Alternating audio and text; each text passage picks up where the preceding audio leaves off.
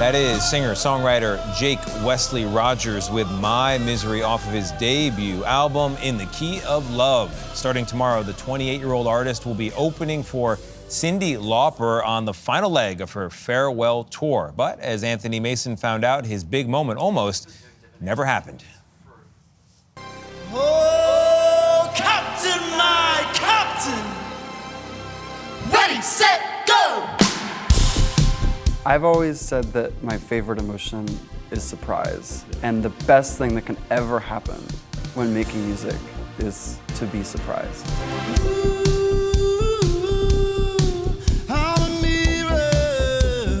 For Jake Wesley Rogers, music is full of surprises.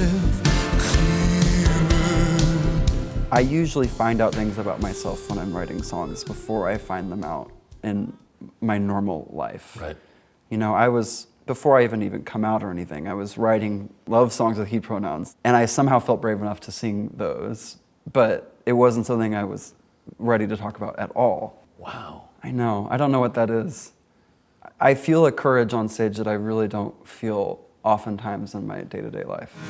Hate on me, hate on me, hate on me, hate on me. You might as well hate the sun. Rogers is electric on stage. Vogue called him Gen Z's Elton John.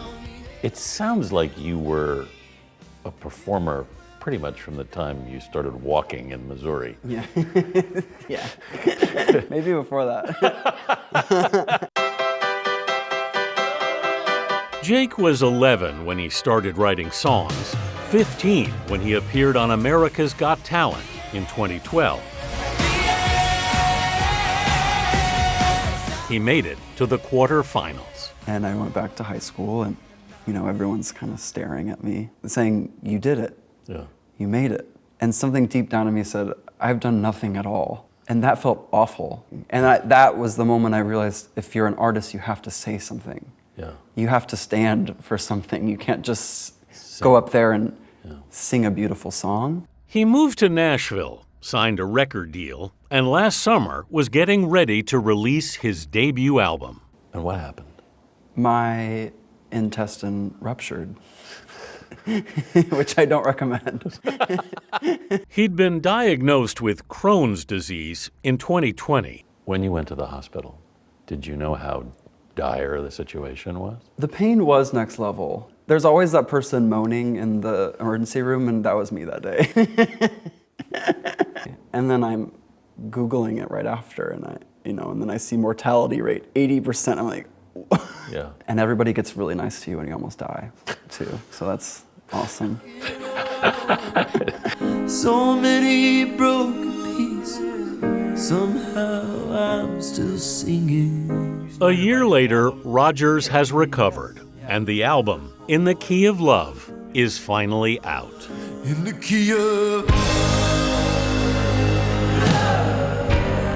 And here's the vinyl. And there's the vinyl. It must be cool to see this. Yeah, this is surreal. He recorded one of the songs here in his LA apartment. I imagine my heart looks like this, and the chandelier hangs over it. Kitchen Table is about the moment he told his parents he'd been abused as a child. I am willing, I am able to come back to the kitchen table. How did you get yourself into a space where you were ready and willing to do that? I don't know if I was ready or if I was quite willing, because this album sort of still feels like it's ahead of me. That I make it and then I'm catching up to it. Misery in me cause of God, the God in me causing me. The angels on the ceiling? The angels on the ceiling. You painted? I did. I've been painting or drawing angels for years now. Yeah. These are just the biggest ones I've done. I like to put them everywhere just in case. Rogers' songs are filled with religious references. Why is that such a big part of your music? I wish I knew the answer to that. Yeah. But it's really just a big part of me. Yeah. I grew up in Missouri, Yes. in the Bible Belt. And it's something that I can't really deny. As a gay artist who grew up in the Bible Belt, I would think you would have some issues with religion that often doesn't accept you. Sure.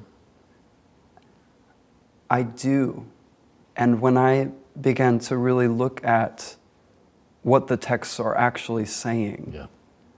I've realized that real religion always belongs to the oppressed.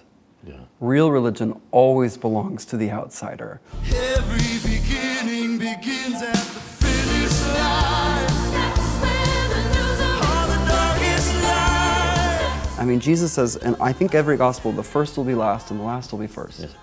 My version of that was the loser wins in the end. 'Cause in the end, loser wins, that's where the loser wins. Am I allowed to say a line of scripture?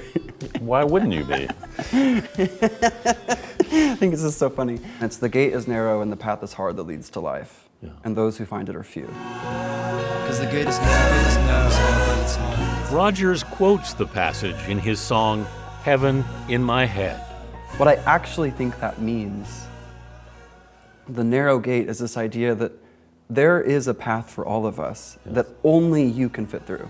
But my whole purpose is to make sure that I am on a path that only I can walk on. I do. Always do. I'm on the Yeah, path. I'm a big fan I'm of on this the guy. path. Yes. As you mentioned, he's opening for Cyndi Lauper. Actually, one of the first songs he learned to play on guitar at age 11 was True Colors by Cyndi Lauper, so that's pretty Wow. great. I first saw Jake about 2 years ago at a benefit concert. Almost everybody there that night walked away going, who was that? Wow. That's what I'm sitting here saying right now. Yeah, I want exactly. to get his And music. we've been waiting for this album. It was supposed to come out a year ago, and then he got sick. He's made a great recovery, and I'm so happy to see this happen. This, by the way, also a really fun fact. Yeah. He sang in the same church choir as Chapel Roan. Oh. They both came out of the same Missouri town. So. Really? Wow. But I love I'm on the path that only I can walk. I want to write that down. And I like my favorite emotion is surprise. Yes. And his voice, wow. He is one of the most dynamic live performers you'll see. After he's out with Cyndi Lauper, he's going to have a solo tour. If he comes to your town, go see him. He's so much fun live. But it sounds like he's been through it too. He's Come been out through a on the lot other in this side. last year, and Yeah, I think, and it's so interesting. Something you hear with a lot of musicians is that in some ways the song ends up taking them someplace they weren't necessarily ready to go. Yeah. And he's so eloquent when he talks about that. Except the music is ahead of me. I'm still catching up. Yes. Yeah. Kind of got my mind in a pretzel. I mean, he's clearly got depth, and reading behind his work, and it gives him a lot of. He can reach for higher notes in many regards. Yeah, and what when I talk about what a dynamic performer he is, what you see in those videos is how considered his whole performance is. Yeah. And the reason there are comparisons to Elton John, you'll see it right away on stage. Yeah. Oh, yeah. All right, Anthony, another good one.